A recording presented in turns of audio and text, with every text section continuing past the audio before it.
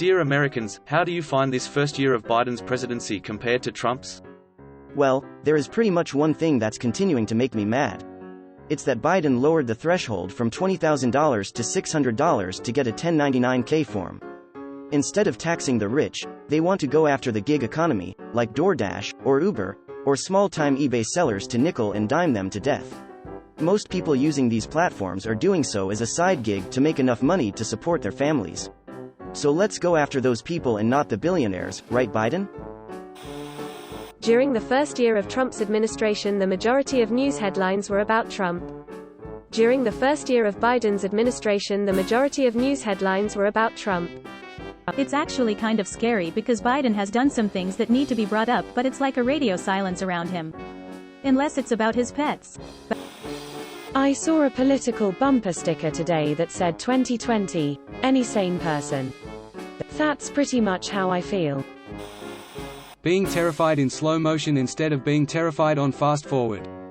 This is the best description I've found so far in the thread. At least 90% of people couldn't even tell you 5 things that the president has done since taking office, let alone give a good opinion on a president's performance. For some reason everyone cares a lot about the election process, and then completely ignores what the elected president does beyond that point. To be fair, that's partly the point of a republic. Vote some people in to deal with these problems, since we don't have the time and most aren't qualified, educated enough on every world problem. Still, people should actually learn what a president does and pay attention to what they do, not just what happens to occur while they are president, although, it's probably more important to focus on Congress members that represent you. ITT, people not actually aware of what the president does. So much of America thinks the president is responsible for setting gas prices, or wages, or taxes, or changing laws. Zero of those things are the responsibility of the executive branch. Biden is the quiet disappointment I expected him to be. A placeholder president. A placeholder for the next disappointment. Someone asked about Biden, entire thread is still about Trump, tears of joy. TBH, most Americans stopped paying attention the second Trump was out of office. You'll have a hard time finding a crowdsourced educated opinion, especially on Reddit. The media loved reporting on Trump, so that's all we heard. Now it's been quiet. It's too bad that there are thousands of people better qualified to be president, but it's always the out-of-touch career politicians that we get for choices. Politics are a pseudoscience. Edit.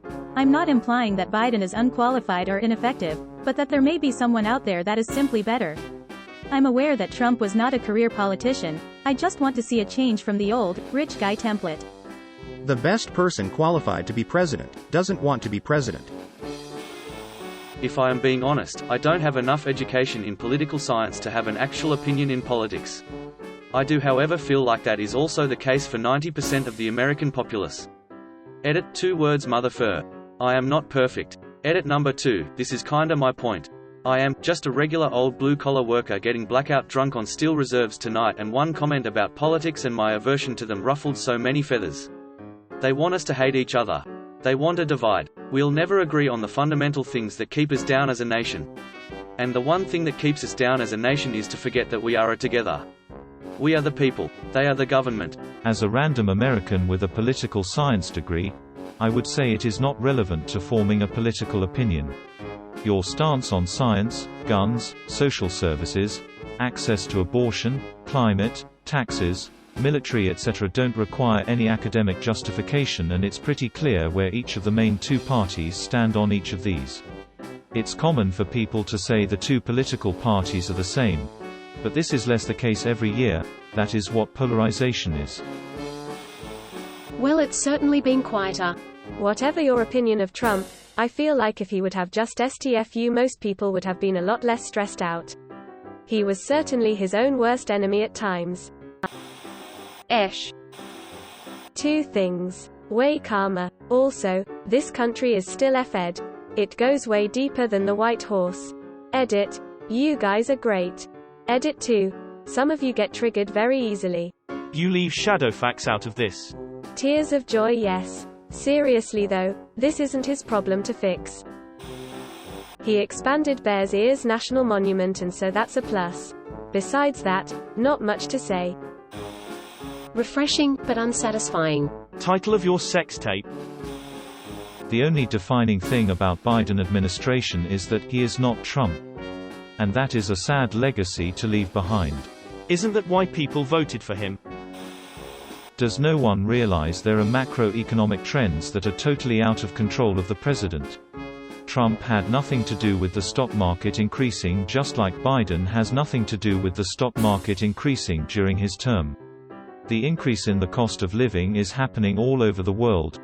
I'm not American BTW.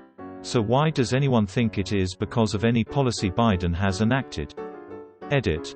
For those saying that quantitative easing has contributed to the problem, I wholeheartedly agree.